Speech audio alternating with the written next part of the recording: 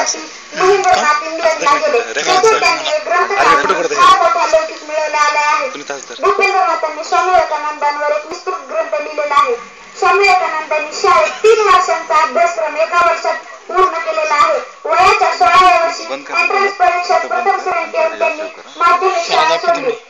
वयाच्या 17व्या वर्षी म्हणजे 1880 मध्ये प्रेसिडेन्सी कॉलेजमध्ये प्रवेश घेतला आणि 1884 ते 1888 या 4 वर्षाच्या कॉलेज जीवनातील कालखंडात त्यांना मलेरियाचा जीवघेणा आजार झाला. म्हणून त्यांनी प्रेसिडेन्सी कॉलेज आणि स्कॉटिश चर्चच्या अशा 2 महाविद्यालयांचा प्रवास केला.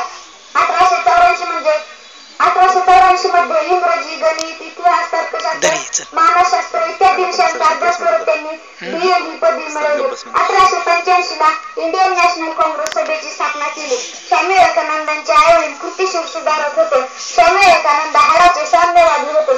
स्वामी विवेकानंदांचे विचार एवढे पक्के आणि साम्यवादी होते ते साम्यवादीतील आदर्श दोष काढून त्याला धर्माची जोड हवी असं त्यांचं म्हणणं होतं. पण शासन पद्धतीने भारत देश आणि भारतातील समस्या यांवरची मुलाखत दी हिंदू मद्रास 1897 ला प्रसिद्ध झाली.